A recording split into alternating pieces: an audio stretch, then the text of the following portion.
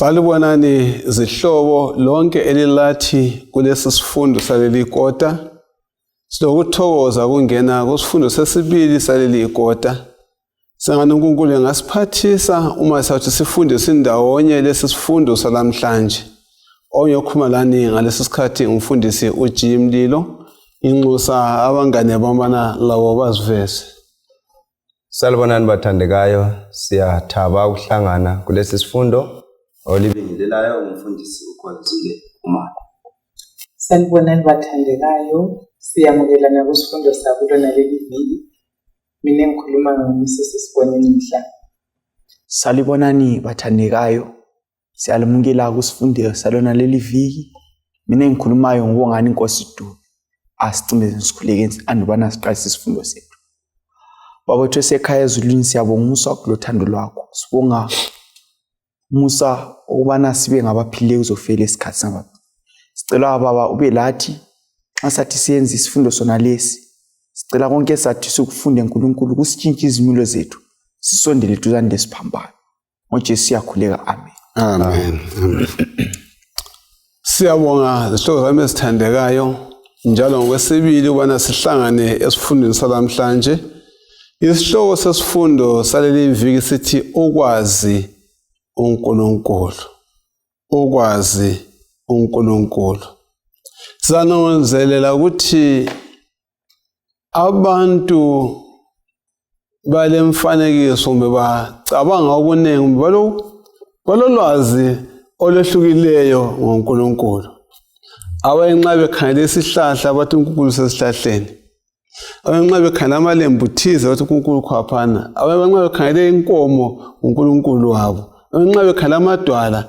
Sidinga leli viki ubana sibe nomfanekiso opheleleyo ngoNkulunkulu.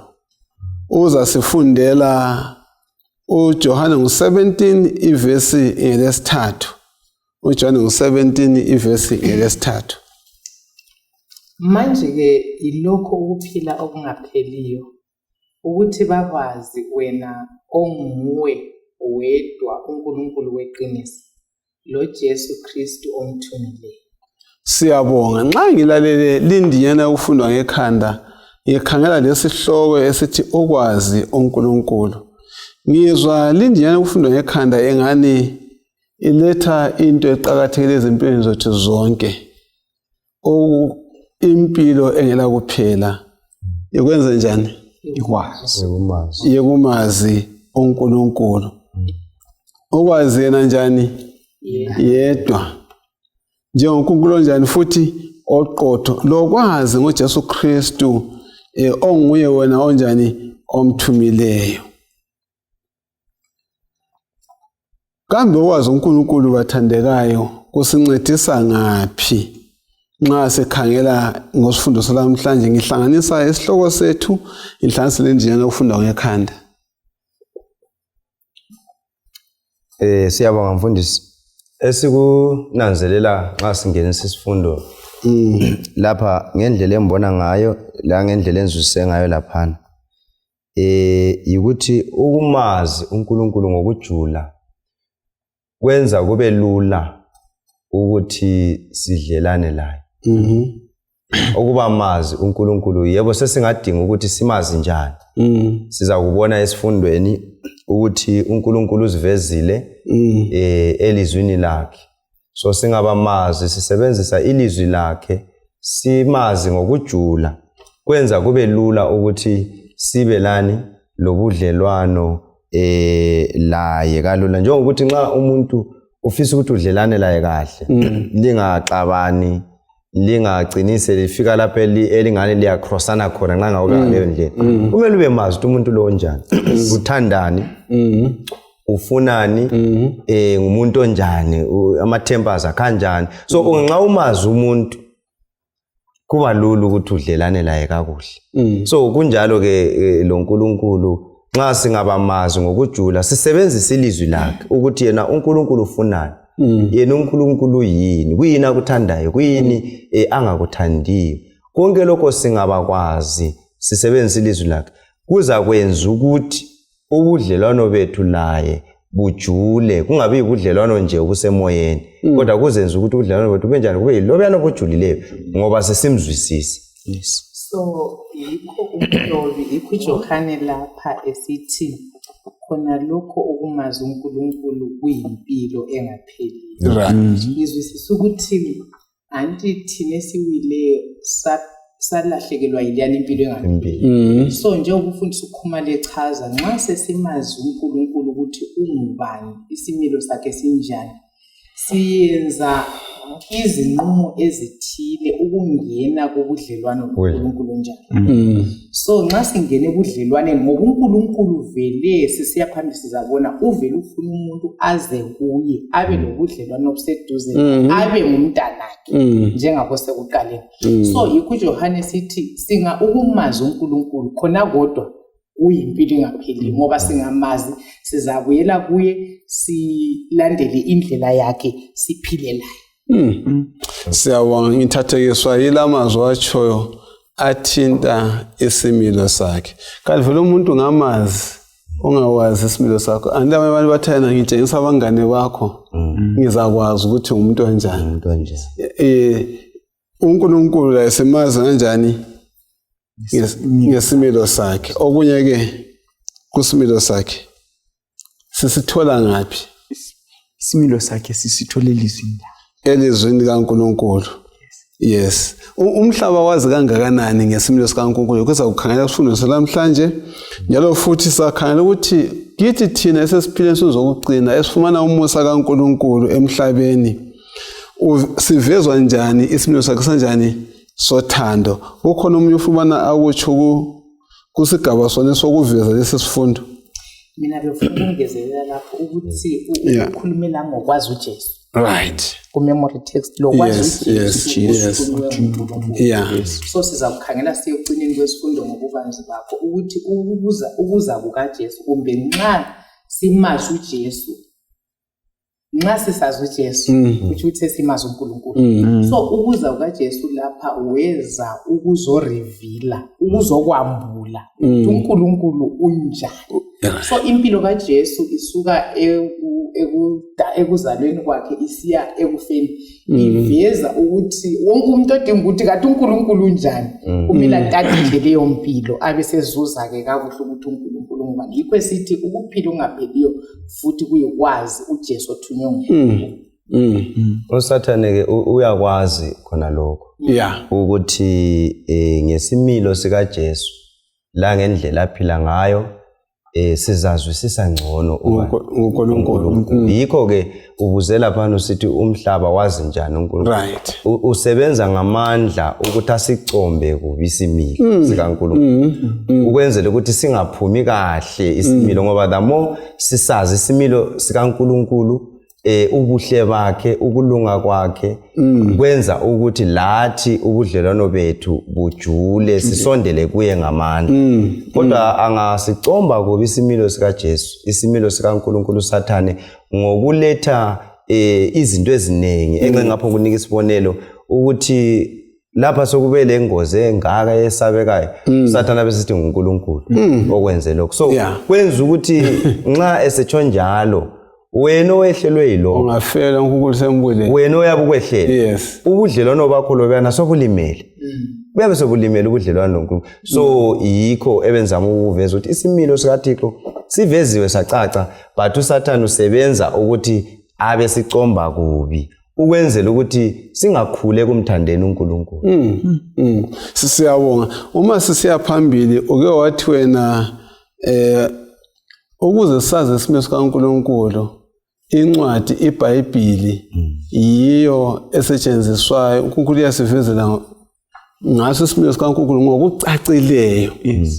Singayinabisa kanjani le ndaba eveza iBhayibheli njengendlela echasisa isimilo kumbe eletha umfaniso kaNkulunkulu ngokucacileyo? iBhayibheli mfundisi ngalikhangela kusukela eqaliseni kuGenesis siya kuSambulo, lilezinto eziningi kakhulu eziveza ngoNkulunkulu. Ungavela ufunda uGenesis 1:1 uveza ukuthi uNkulunkulu ungumdali. So izinto esizibonayo lesingaziboniyo zadalwa nguye lo uNkulunkulu. So uveza ubukhulu bukaNkulunkulu. IBhayibheli liqhubeke liyesivezela ukuthi uNkulunkulu nguye olamandla wonke. Amandla wonke singawabona emhlabeni angaphansi kwamandla kaNkulunkulu. uNkulunkulu nguye ongamandla wonke ngoba lokhu kuvezwe nguJob. uJob kuthiwa wathe babaza uNkulunkulu wabakwazi ukuthi uNkulunkulu nguye olamandla wonke. Then i-attribute esiyithola lapha eBhayibhelini ngoNkulunkulu ukuthi wazi izinto zonke. Uzasifundela uJobe lokhuluma ngayo usakhuluma Yes. So ukuthi uNkulunkulu lo esikhuluma ngaye mfundisi uNkulunkulu ololwazi lonke njoba sesithi wadala izinto zonke. Ukuthi into zonke uyazazi. La ngaphansi kokujula kolwandle uyakwazi. So uNkulunkulu onjalo ilizwi leli lelambula uNkulunkulu ukuthi uNkulunkulu onjalo. Ani ngiyifundela phansi ami kuyivula kuJob. All right. Job 1:12. Ifunda kanje. Ithi Job 1:12. uThixo wathi kuSathane, kulungile konke alakho kusezandleni zakho, kodwa yena ngokwakhe ungamthinti. uSathane wasesuka phambi kukaThixo. So ivesi yona leyo yodwa iyaveza ukuthi uNkulunkulu nguye lamandla olawula izinto zonke. Lamandla kaSathane alawulwa nguye. So uNkulunkulu nguye isiqongo samandla. Amandla esingabe siwesaba kumbe siwabone lamandla ezimpilweni zethu angaphansi kwamandla kaNkulunkulu. IJobe asivezela khona. Okay. Okunye sikuvezela iBhayibheli ngoNkulunkulu. Okunye sikutholayo laphana ikulunga ijustice. Okay. Ungafunda uIsaiah ngo30:18. Iyasivezela ke ukuthi uNkulunkulu lo olamandla amakhulu njobana uMrs Mhlange sivezela laphana. Elamandla enjalo esazi konke kwezinto esizibona lesingaziboniyo ulungile. Ijustice ungakhangela phansi emhlabeni kwesinsikhathi ijustice iyasweleka. Kuya ngokuthi khona waziwa mbani kwesinye isikhathi. Kodwa kuNkulunkulu akunjalo. uNkulunkulu akula favoritism. uNkulunkulu konke kuqotho. So uNkulunkulu ke simthola enguNkulunkulu ojust. Ungafunda uIsaiah 30:18 laphana. Njalo kuNkulunkulu lothando ngokunye ke esikuthola khona laphana iBhayibheli siveze. Ngizacela sibalele wena lamavesi osanda ukwakhuluma uDeuteronomy 7:9, Isaiah 30:18. Lo Isaiah 30:18 bese ngicabanga ukuthi ngihle ngidlule ngoba sikhulumile. Yes. Deuteronomy 7:9. Verse 9, yes. Yazini-ke ukuthi uThixo uNkulunkulu wenu unguNkulunkulu. Right. UNkulunkulu othembekileyo, ogcina isivumelwano sothando kuze kufike esizukulwaneni sesizukulwane salabo sezinkulungwane salabo abamthandayo njalo bagcina imilayo yakhe. uRoma 2:4 zathi sisho ukuthi kunesifumanayo kulama verse. Romans 2:4. Ithi la kumbe njalo weyisa ubukhulu bomusa wakhe ukubekezela kanye lesineke sakhe ungananzeleli ukuthi umusa kaNkulunkulu ujonge ukuvusa ekuphendukeni na. Singafunda siya phambili lo 1 Corinthians 2:7 oveza ngolwazi lakhe. 2 Corinthians 12:9 la oveza ngomusa kaNkulunkulu. Walama verse asifundisani ngomfanekiso opheleleyo kaNkulunkulu. Kuyini esikuthola kwalama verse?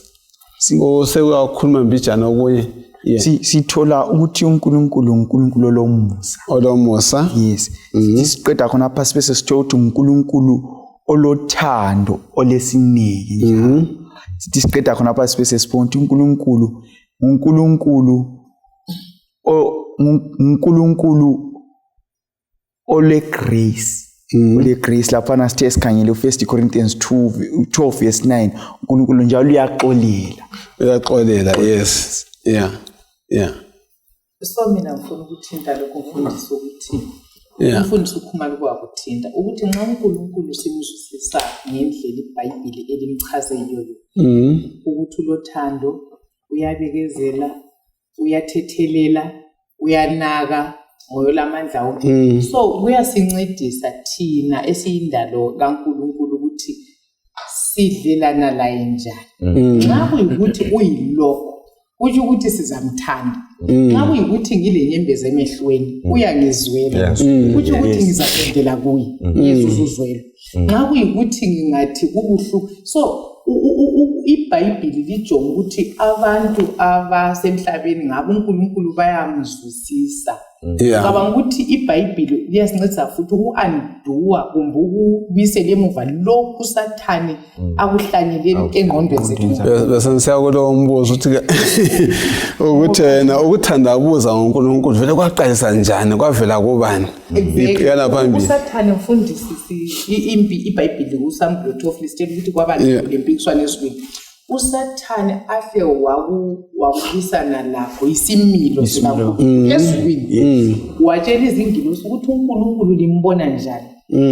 Lathi singcwele njengaye kodwa usifakele umthetho. Ngilalini ukuthi umbuso wakhe ubusa njani ngakho fair ungani uhash ungani utight kuthiwa ulukhuni. So isuggestion yona leyo lethi rebellion. Uhlanga bahle.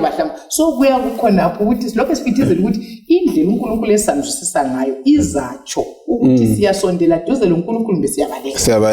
So uSathane lengilosi zahle zasuka ebukhoneni baNkulunkulu. So uJesu lelizwe kuzile ukuthi kusibuyisele kuhle isimilo sikaNkulunkulu. Umuntu abesemzwisisa kakahle uNkulunkulu abuyele kuNkulunkulu. So umlimo kasincedise ukuthi uSathane nxa eletha ama-doubts ama-suggestions umfundisi uthintile izehlakalo ezimbi. uSathane uthi nguNkulunkulu. So sizafunda phambili ukuthi isiphambano ukuza kukaJesu azokufa la yikho okubisela emuva amanga wonke lawa akaSathane uNkulunkulu. Kanti vele wona umgomo kaSathane igoli yakhe kwakuyini ekhulumisana loEva wayefuna ukuthi achiye abantu bengaphi ekhuluma loEva uyini umgomo kaNkulunkulu kaSathane. uSathane laphana simthola nxa ekhuluma loEva ukhuluma loEva echasi uEva emchasisela ukuthi hayi uNkulunkulu uthe kwesihlahla lesinganjani singadli. Uthi nxa ekhuluma uthi nxa ephendula uthi hayi ukhuluma impendulo kaSathane ibingani uNkulunkulu ulama secret yemfihlo. Uthi hayi akafuna ukuthi lina la lidle lapha ngoba lizabalani lizafana la lizabe silisefana loNkulunkulu. So uSathane lapho uzama ukuthi ekhiphe isimilo sikaNkulunkulu esebantwini bakhe ukuthi uNkulunkulu umuntu omuhle izikhathi zonke umuntu onje. uSathane ufuna ukubisa umcabango lwane ebantwini ukuthi hayi uNkulunkulu lokunye lakho angalakho ngapha emuva kwani kwesikharacter yakhe le isimilo sakhe esihle lesi. And ayikhona kuphela kodwa okunye wayefuna ukuthi uEva angamtrust uNkulunkulu angamethembi uNkulunkulu futhi wayesenzela ukuthi amtshela ukuthi uNkulunkulu kakufuneli kakuphi the best. Ukhona ukupha echiyo kunye okufanele ukuthi ngawo uyakuzuza yikho kwenza uEva wadla isihlahla usakwangena esizwe. So uSathane mfundisi lokhe wawayo ujonge ukungcolisa isimilo sikaNkulunkulu. Ambe nxa uNkulunkulu vele engathembekanga sengigulelwa izithembiso zekuthi nxa likhala ngibizane nizasabela. Nxa uSathane sesuggeste ukuthi vele lokathembekanga angangakuzweli angangakukhiphi edale. So uSathane ufisa ukuthi ngaba abantu bayasuka kuNkulunkulu bamxwaye bamsole bamzonde. So uNkulunkulu kasincedise elizweni lakho ukuthi nxa izibilo limambula lesambulelo esikhulu ngoNkulunkulu esize ngoJesu sisondele kangaka kuNkulunkulu sibuyisele uthando asithande ngalo. So maybe sikhona phana kusemlokhuzeni ebesikhuluma ngayo ukuthi ungananzelela generally even kwabathatheneyo uzananzelela ukuthi istudy iyaveza ukuthi abantu abangachitha amathuba bendawonye bexoxisana uba kuhlala le bechitha 1 year 2 years behlukene abantu benjalo imize enjalo ayijala nguma. Why? Ngoba kakula kukhulumisana kakula relation personal personal, yes. yabona indaba ngona Yeah. so actually kuthiwa ke yinjongo kaSathane aseyenzile kathese emhlabeni ukuthi asehlukanise. Alright. Ungafunda ugwalo ku Great Controversy snares of Satan imijibila yakhe kuthiwa uSathane has invested a number of schemes to occupy ingqondo zabantu usefaka izinto ezinengi emhlabeni ezibhizi uhlala ubhizi okokuthi awulathuba lokuthi ufunde ngoNkulunkulu anti kathi sithina uThixo uziveze kabanzi ngeBhayibheli yes so uSathane sefaka into ezinengi ezenza ukuthi singabe lamathuba wokulifunda iBhayibheli ukuze simazi uNkulunkulu okunye sekwenze vele lokuthi iBhayibheli leli alenze libe into engasela msebenzi abanye abatshetha hayi iBhayibheli ngamalaja iBhayibheli into engasasebenziyo old so kulezi zinto eziningi asezifake elizwini ngoba uyakwazi ukuthi iBhayibheli limvezela caca ubani kwacaca uNkulunkulu ukuthi usebenza njani uvele kusukela ngapi njalo uNkulunkulu ulana sibekele khona idestiny yethu ingaphi konke lokho sikuthola ngapi eBhayibhelini okuhla sibekele khona uNkulunkulu so angavela vali ithuba lokuthi silifunde iBhayibheli asisoze sibe mazi uNkulunkulu ngenxa leso sizathu ubudlelwano bethu loNkulunkulu buzaphela mbe buyaqhamuka siyabona nxa sisiya phambili ngibona kumele umuntu munye azibuze ukuthi empilweni yami kambe impilo yami ayimvezanga umfanekiso oqondile ngoNkulunkulu na kumbe ngiyamveza uqotho nxa ngiphila zonke songizibiza ukuthi ngumKristu kambe isimilo sami siyamveza uNkulunkulu lo impendulo umuntu azimela azinike yena yedwa uNkulunkulu bathandekayo uyasibiza uthi sibeni ingcwele njalo kwena njani engcwele akusifundele uLeviticus ngo20 verse ka26 kumele libe ngcwele kimi ngoba mina Thixo ngingcwele njalo ngilahlukanisile kwabezizwe ukuthi libe ngabami lapha iBhayibheli liveza uNkulunkulu kumele iBhayibheli isifundo lapha sithinta ukuthi kulebala abantu abaqhelanga ubana balisebenzise yes ukuba ngcwele kasoba liphatha kangako ibala liqona lento ezingcwele singake sitsho ngamafitshane into ezingcwele esizikhumbulayo bese sitsho ukuthi kanti ukuthi ngcwele kutshoni vele kule sabatha elingcwele right okwechumi kungcwele umtshado yes ukuthi ngcwele khona kutshoni kutshoni ngiyakhumbula ingakaphindi umbuzo kwathi kudala ngomadoda ayexoxa kuthi ababe lapha emadojeni la kumwali ani bayo uthiwa kwawule voice abizwakala emadodeni kwaphana eyindoda yasifuna ukuthi kathi vele yena okhulumayo ngobani nokuthiwa khothanisa ukhanda phansi kade nokhulumayo ngobani yasiphakamisa ikhanda ithi wathi ngikhangele uthiwa yezwa ngenhlabathi usandilinge okhokho bangikhangela baphila sisithini ngobungcwele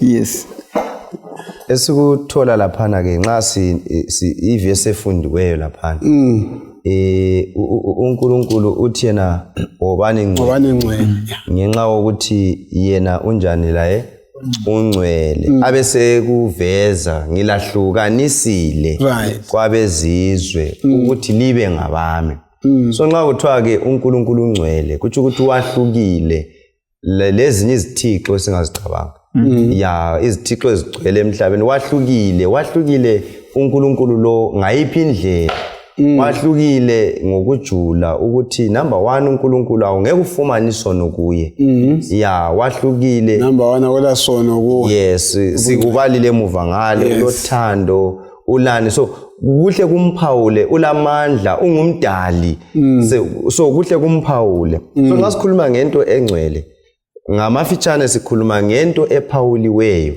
yabekwa eceleni ibekelwa ukuthi le ibekelwa wona lo msebenzi njengokuthi khathesi sikhuluma ukuthi isabatha lingcwele kuthi ukuthi khona isikhathi esahlukeneyo lezinye izikhathi so nxa sikhuluma ukuthi ilanga lesabatha the 7th day alifanani lalezi insuku eziyisithupha lehlukile nxa sikhuluma ngomtshado sikhuluma ukuthi ungcwele ngowabona laba ababili abangene kuleso sivumelwano so ngamanye amazwi ngikuzwisisa ngaleyo ndlela enxa umlimi esithi obani ngcwele ngoba ngilahlukanisile so kusitsho ukuthi khona ke isimilo sethu iconduct ukuziphatha kwethu kumele kwahluke kwabezizweni ngamanye amazwi kuyabe sokusitsho nxa sikhuluma ngokuziphatha sokulokwenza ngokukhuluma sokulokwenza ngokudla sokulokwenza ngokugqoka sokulokwenza la ngemusic esilalelayo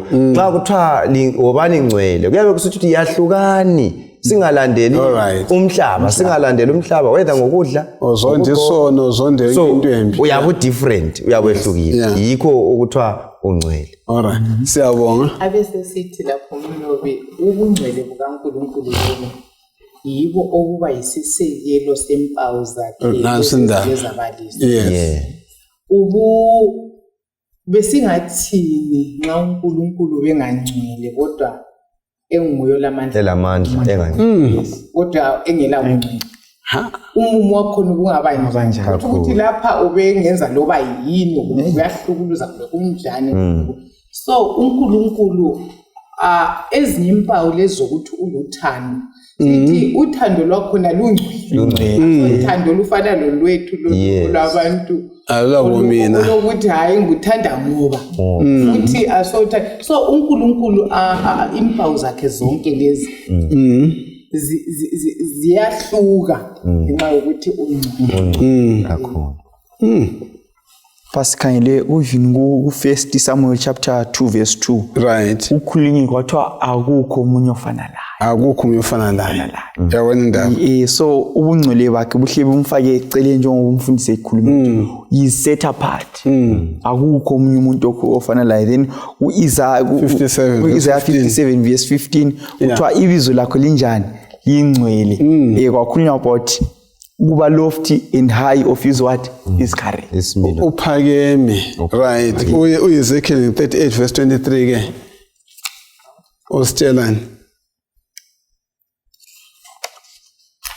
Ezekiel 38 verse 23 uthini ngobungcwele kaNkulunkulu uthi ngalokho ngizabonakalisa ubukhulu bami ubungcwele bami njalo ngizangazakale phambi kwezizwe eziningi lapho ke bazakwazi ukuthi mina nginguThixo siyabonga awune sesikuthintile othi ukuthi isono singahlangana ubungcwele kaNkulunkulu omimlo wathi it becomes a consuming fire uba ngumlilo odlayo ovuthayo so sesibalisile ukuthi number 1 isimilo sakhe singcwele ulwazi lakhe lungcwele amandla akhe anjani angcwele ubungcwele bakhe busenza sithandane sibe lothando ubungcwele bakhe usechilo lokuthi ukuthana ngawela amandla engelabungcwele ngawumhlaba lokawuphileki yawuganyula sonke isikhathi kulamandla yenza umathanda wakhe kanti kulabantu ababonayo ubungcwele bukaNkulunkulu basala besithini nxa bebona ubungcwele kaNkulunkulu basala besithini kulomfaniso kaMose uIsaiah uEzekiel uDaniel loJohn kukhona esingakutsho ngalabo abantu uIsaiah uthi nxa sebonile ubungcwele bukaMlimi ebese sithi mina engilendebe ezinjani izingcwele ngihlala lapho kulabantu abanjani bangafanelanga uyananzelela ukuthi nxa ezingasondela duzane lobungcwele bukaNkulunkulu uyamtshengisa lapha ame khona nxa sezibona ukuthi hayi sengisilela lapho ukuthi ngifike ngapi uNkulunkulu ku character kaNkulunkulu uNkulunkulu lokafisa ukuthi thina njengabantu sifike khona so kuyasincedisa ukuthi lathi nxa sizikhanyele sibone ukuthi ebungcwele bukaNkulunkulu kuyasimele usitshengisa ukuthi silela kangakanani kusiphakamise siye kuye Siyabonga. Usho amagama amahle uthi uyisaya wathi embona uNkulunkulu wazibona ukuthi uyisona esingakanani. Yes. Ufuna ukukhuluma Okay, hayi. Bengifuna ukuthi I think okunye sekuthindile ukuthi xa uNkulunkulu uphambi kwakhe lo ongcwele kuthiwa abendulo njengoba iBhayibheli imveza uNkulunkulu. So thina kumele seyame eBhayibhelini. Kukhona lokho esikufunda eBhayibhelini ukuthi abendulo babe siba njani. Babe siba njengabantu abafileyo. Xa uNkulunkulu sibe kube ku presence kaNkulunkulu njengamadoda anjengabo Daniel. Ungafunda even uJohn uMambuleli nxa wayebona uJesu nxa wayebona uNkulunkulu wayesiba njengomuntu onjani ofileyo ngenxa yokuthi khona lwana ungcwele thina silesono njengoba ukukhulumile so kuhle kukuvezele ukuthi lokho yikho khona kwahlukile kakhulu kulokho uNkulunkulu kanjani ayikho khona so kuyasivezela ke ukuthi nxa sikhuluma ngobungcwele lapha sikhuluma nge attribute eqhakatheke kakhulu ukuthi angeke sikhulume njengento engcenye elula ngangabona enye video omunye umuntu efone esithi ukhuluma lo uNkulunkulu ezulwini uthi ehamba kungela kukhothamisa ikhanda kungela kuzithoba ngoba abantu abona ukuthi even ungafunda uMoses uNkulunkulu wathena keep imbatata ngoba already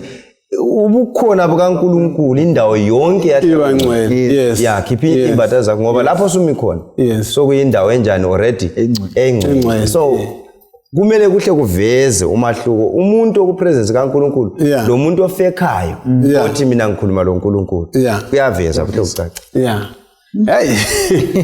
ngifikelwa ngumbuzo ukuthi thina siziphatha njani phambi kukaNkulunkulu onzweni kakhulu siyazivulela amafoni ethu sikhulume labangani bethu sizihlafunela amachingam sithatha ukudla sinika abantwana bethu ezi ubungcwele bukaNkulunkulu siphakathi kwakho kuyi-challenge ukuthi njengamaKristu ukuthi sinanzelela ukuthi uNkulunkulu ongcwele amanye amadoda athi phambi kobuso bakhe kwaba njani uza kwenzakalani uza kwenzakalani uthinteni ubungcwele ngize ngacabanga even mfundisi worship yesezulwini izingilosi ezingawanga ukuthi zimkhonza njani uNkulunkulu zizwisisa ukuba ku presence kaNkulunkulu uSamu 4 verse 8 ukuthi zithi ngcwele ukuthi nxa ziphakamise amehlo zimbone enguNkulunkulu ohluki ochiyeneyo azimqedi uNkulunkulu ngani bathi thina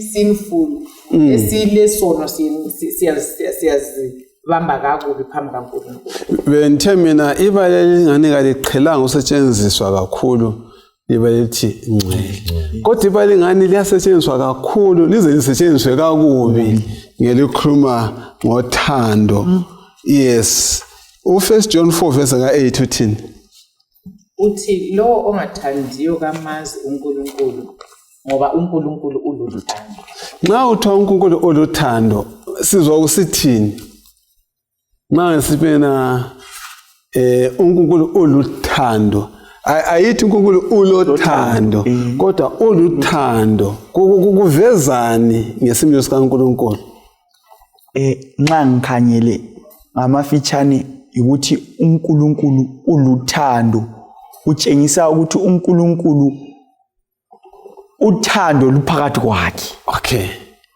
ngidla nxa umbona uyabona ukuthi iba ukuthi nxa umbona nxa ngibona imbodlela lembona amanzi angithi nxa ngibona uNkulunkulu ngibona yini uthando omnye umuntu okuthayena i-identity i-ID yakhe ngathi uNkulunkulu ngicela ukubona i-ID yakho uyahle ubona yeah that's powerful uNkulunkulu uthando ayilolona luthando esingayisilo esiyilolo olwethu umfundisi ukwakuza lapho ukuthi umhlaba uleyini definition yokuthanda uleyini incazelo ukuthi hayi ukundithanda ukuthi umbhalele imessage nxa mhlambe mfelwe kumbe ungenzela ulutho kodwa i-definition yona leyo ayisiyo uthanda uNkulunkulu ayilolo uNkulunkulu uthanda abantu kungakhathalekile whether bathandeka. Yes.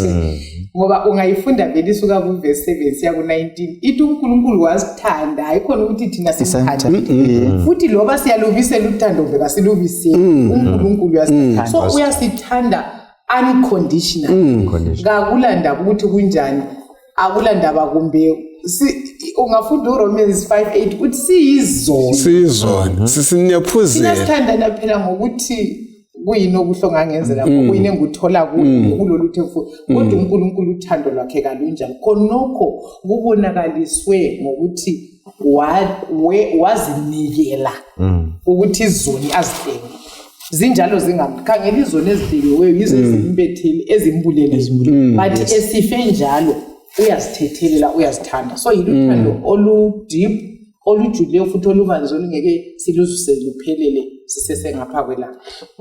Ngithi ebantwini abachadayo befunga bawusanti bafunga besithini nxa uyamthanda umuntu okuhle kokubi ugulayo uphilayo uNkulunkulu njana usitsho whether ngiyagula kumbe ngiyaphila uyangithanda kodwa umuntu ongagula kakhulu ucikizeke uyakusa kwaba ngakibo akuflathele yes ube umnyanga wokugcina ukukhomba umnyanga lokho usekuchiya luthando lungasilo luthando lufuna ini inzuzo yami yes iBhayibheli thana uNkulunkulu njani oluthando olupheleleyo angithi olupheleleyo yeah amabizo kaThixo asikhanyisela njani ngesimilo sakhe esothandwa na siyabuyela lana igama lika Adonai yeah uGenesis 15 verse 2 lo Judges 6 verse 15 asibale wona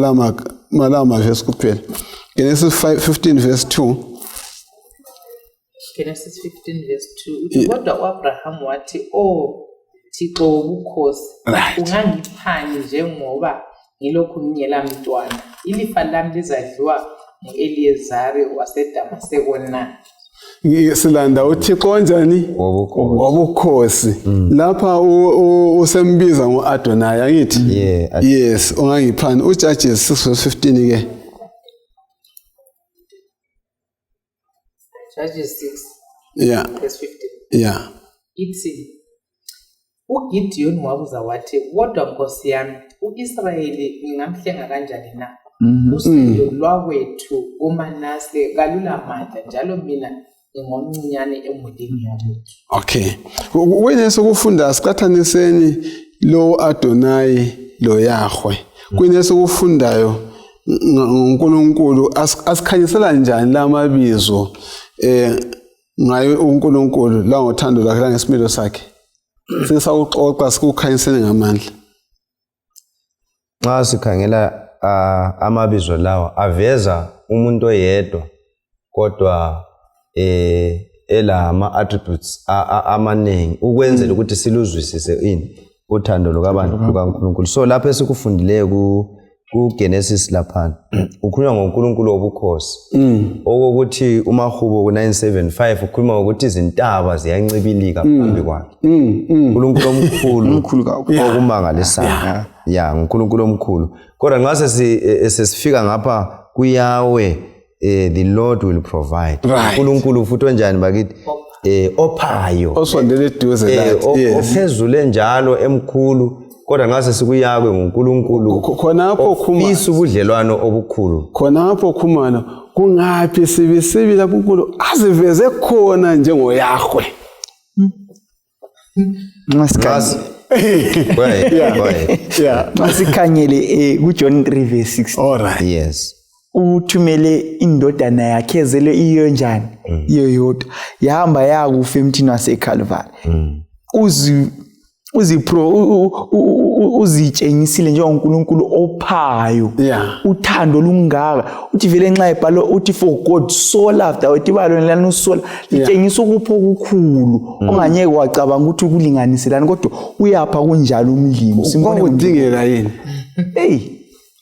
kwakudingeka yini ongathi kodwa ufuqa kweni uthando yes uthando engubona lapha ekupheni mfundisi ukuthi uthando lwakhona lupha the best Yes. Yeah. uNkulunkulu wazinikela yena ukuthi ahle ngumuntu. Azange anike ingilosi, azange anike olunye ulutho oludaliweyo. So uthando lupheleleyo. Uthando oluyilokhu uNkulunkulu ayikho khona luluthando olupha luphelele. Right. So anti indaba yokuphale ukuthi uNkulunkulu uyavela kuGenesis. Yes. Chapter Yeah. 22. Isaac ukuthi inkuni nanzi ingqamu nansi konke na but umhlatshelo ungani abe sesithi uNkulunkulu Uzawupha. Yes. so indaba kaJesu yaseyaveza kale morayo. So kusifundo salamhlanje siyavumelana ukubana sifunda ngoNkulunkulu onjani ongcwele. Hayi sidinga ubana simazi uNkulunkulu ngona. Sifunde ngoNkulunkulu onjani oluthando. uNkulunkulu oyesabekayo. Othi izinto abazincibilike ukusho kakhumala. Yes. Kodwa ubuye uNkulunkulu ophana oseduzane labantu njalo. Asimkhangele ukuthi uNkulunkulu njengoNkulunkulu according to Genesis 1 verse 1 ukuthi uvezwa enguNkulunkulu onjani uGenesis 1 verse ka1. Siqoqeni sidlula khona lapho. Yeah. Okuza kwenza ukuthi lathi sibe lalolu thando.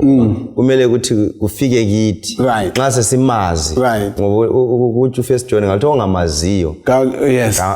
Mina ongathandiyo ngamazi uNkulunkulu. Yes. So kusitsho ukuthi kumele sigxile kulolu thando. Yeah, njenge fruit nxa iphuma maybe ifruit yemango kumbe orange.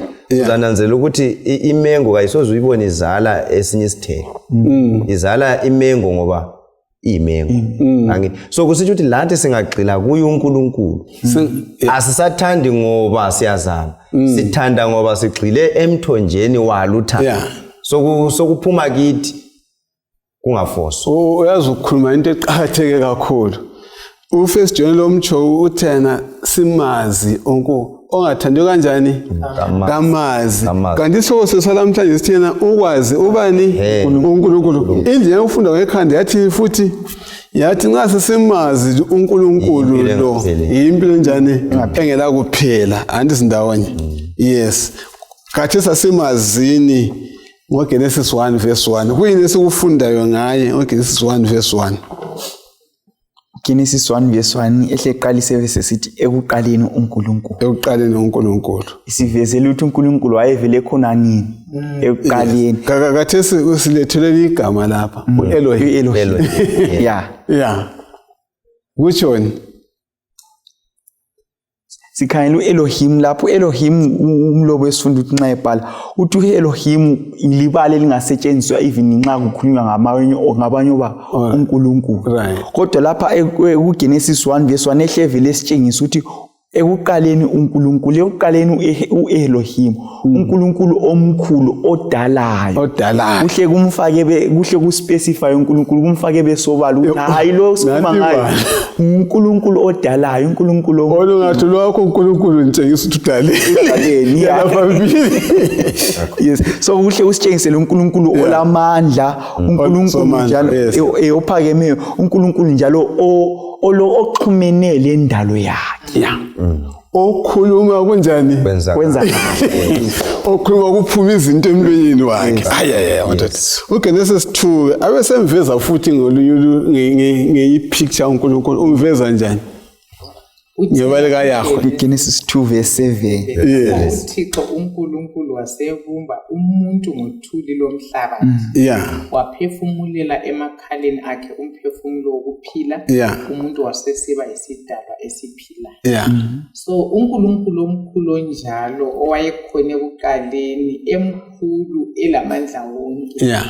uNkulunkulu esimbona ephinda eguqa esehla.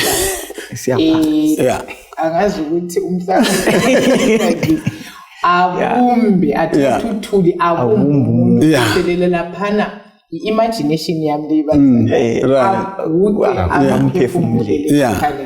So uNkulunkulu omkhulu ngoba lamayezi nxa siwakhangele siwabona emakhulu bese sithi manje umdali wawo unganani. uNkulunkulu njalo kodwa aphinde abe uNkulunkulu oseduze kangaka personal Right.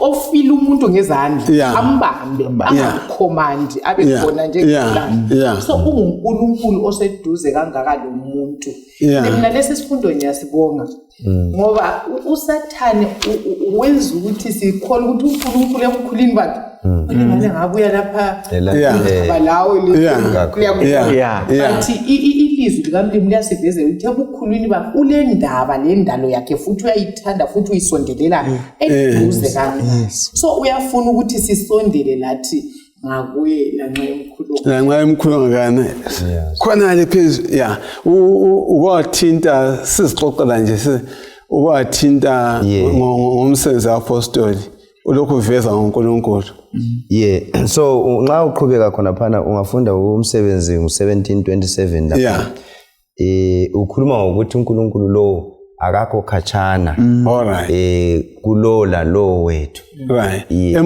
emkhulu njalo useduze kangaka emuntwini munye ngamunye njalo kuye siyaphila siyahamba ngenxa yakhe so kuyamangalisa njengoba nechilo lapha udadewethu ukuthi uSathane ufuna ukudrive ngakhona lokho iside le kaElohim udrive ngayo ukuthi uNkulunkulu mkhulu kakhulu wena vele usunjani usufile wena lokho kwenzileyo isono lesi lani yikho phela akwenza ukuthi avalela abantu emakhoneni ukwenza ukuthi uzuthola umuntu hayi uzivulele ngoba uyahle emtshela ukuthi wena vele usulahliwe yamazi nje uNkulunkulu kanani so yindlela kodwa nxa sesithola ukuthi hayi ku chapter efana nayo sithola ibala elichiyeneyo uYahwe uNkulunkulu oseduze uNkulunkulu ogcina isivumelwano sakhe ngendlela enjalo mina kuyisifundo kimi nxa sengingakuthatha nje ekuphileni ukuthi la nxa ungazube emkhulu kanganani ubambe yiphi office enkulu kodwa kumele ube lenhliziyo evumayo ukwehla ukhulumisane lomuntu ophansi yekho abembazi bekukhumbuze ukuthi amanyathelo wasebenzise usiyaphezulu ukuze nyathela usiyaphansi so isifundo esikhulu ngoba uNkulunkulu umkhulu omangalisayo kodwa asideserve nxa sikhangela but umangala ukuthi uThixo azibone engena phakathi kwethu moso ngoJesu nxa sesikhangela ngokujula kwe covenant lay yokuba duzane lathi kona lokho ukuthi enguNkulunkulu ambathe ini umuntu ambathe inyama yethu abe ngumuntu ahlale phakathi kwethu uJohane kubeka ngaleyo ndlela so khona lokho kuyasivezela uthando olumangalisayo njengoYahwe ngoba uNkulunkulu wayengakhetha ukuthatha enye maybe omunye umzimba enye nature mhlawumbe kodwa wakhetha ukuthi abe sebantwini ikakhulu kuzalwa kwangikhona ayezalelwe esitebeleni so uyikwehla okwedlula ukwehla hayi siyabona umhlaba lo sowelisonweni awususa kwakulula kwakulula ukuthi angawususa ngoba uthando lwakhe luvezakala ukuthi yena enze abe ngumnikelo kuhle ngakho entweni ayithandileyo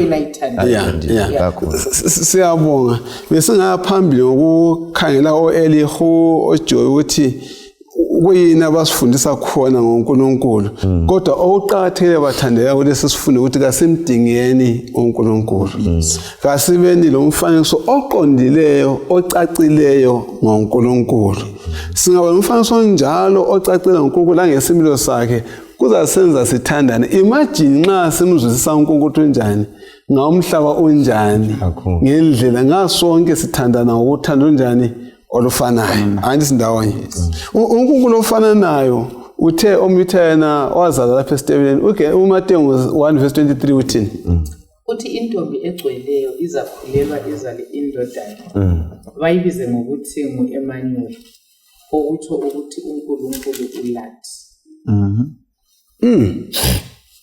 nxa ungahlangana lomuntu angamaziyo uNkulunkulu ephakathi kohlupho engasakwazi ukuthi abambe ngaphi ungamchasela njani ngesimilo sikaNkulunkulu emva kokubana sesizwele livesi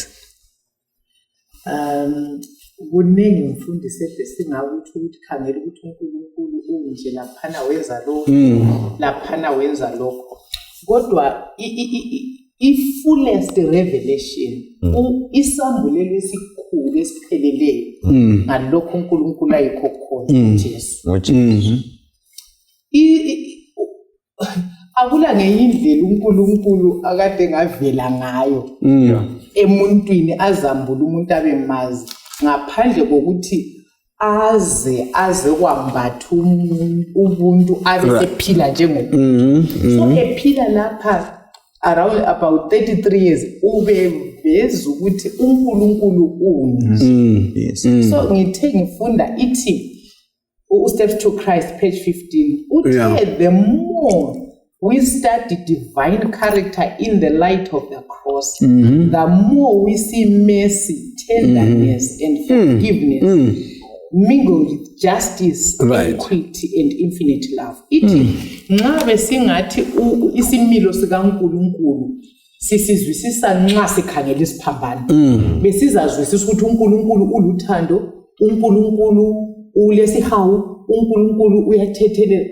Konke ubuNkulunkulu bukaNkulunkulu buvezwe esiphambanweni. Siyabonga. Uthando kaNkulunkulu sesiveza ukuthi luvezwe ngokucacile ngubani? Ngendodana yakhe. Kulezigaba ezine eziqhakathekileyo eziveza ubuhle lenotho ngomfaniso oqondile kaNkulunkulu. Kuyini ongasitshela ngakho Khumalo? Uzananzelela ukuthi ngenxa yothando lwakho uNkulunkulu wavuma ukuthi aziveze nxa sikhangela ku New Testament aziveze ngezigaba ezintathu. kuMateyu uyabhala uMatthew ebhala ekhangele ngelihlo loba ngumJuda ebhalela amaJuda ukuthi labo bamzwisisa uJesu. Ukhangele uMark aveze laye futhi ngomuntu ofana naye kodwa amveze ngendlela mhlawumbe umoya amvezele ngayo indlela ukuthi ukhuthile ngani usebenza njengenceku esebenzayo phakathi kwabantu bayo izidela aze ayizidela esiphambanweni. Ukhangele ubani uLuke ukuthi uJesu lo ngumuntu olokuzwelana lobuthakathaka bethu ngoba uLuke wayeyi-physician ebhalela kakhulu futhi labezizweni abangazibona njengabantu abayi-outcast abakhatshana ukuthi akula muntu whether ngumJuda whether ngowezizweni. So uLuka la ubhala-ke ebavezela ukuthi uJesu lo ufana nayo uyaselapha uyaselapha ngoba efisa ukubana sibe lempilo epheleleyo. Kanti uJohn laye ambhale futhi njengoNkulunkulu wayelizwe ekuqaleni kodwa ulizwi lo waba inyama wahlala phakathi kwethu wangena ebantwini. So konke lokhu ikuzama ukuveza uNkulunkulu ngokugcwala kwakhe ngobani? ngoJesu esebonwa ngendlela ke lezi ezine. Ikho lapha ku John 14 verse 9 bese sithi lo osebone mina sebona uba. Sebona uba. Kuyina wena sokufumanayo. Mina ngikuthola umfundisi ukuthi akula ndlela vele esingayizwisisa ukuthi uNkulunkulu unjani ngaphandle ukuthi sike sifunde ilizwi lisambulele siye siphambanweni siyebona lokhu uNkulunkulu akwenza asivezele khona ngoJesu. So ngithe ngifunda ithe lapha ku Testimonies volume 5 indaba yesiphambano levile ayizwisiseki kithi ngokugcweleyo. Kuthiwe even siyitadishi eternity yonke asoze sifinyelele Khumalo into sikhumale kuzwisiseni ukuthi even ingilosi ezingawanga kuthiwa ziyamangala ukuthi into le kuyini okuprecious kangako kwenza uNkulunkulu agqoke ubuntu asuke la abeka into ngayo kubusa. So uJesu ngoba uJohane njengoba ethindile uJesu uNkulunkulu ngokugcwala kwakhe but wazi enter wagqoka ubuntu and ukuze azuze umuntu. So uthando lukaNkulunkulu isiqongo salo sibonakala esiphambanweni. So ama-suggestions kaSathane wonke mfundisa ukuthi umlimi kakuzweli uNkulunkulu ngawube khona ngawungenanga kulokho, but ngingaya esiphambanweni ngibone lokho angiphe khona in-exchange yalokho mnede ngikho khona. Vele ngizabona mfundisa ukuthi awukufelwa ngokunye ngesinye story, ukugula ngesinye story, kodwa uthando oludlula uthando lonke ngilubona esiphambanweni. So nxa simamukela uNkulunkulu esithande njalo, uthando lwesiphambano kufanele lusudose lusilethe sibuyisane loNkulunkulu.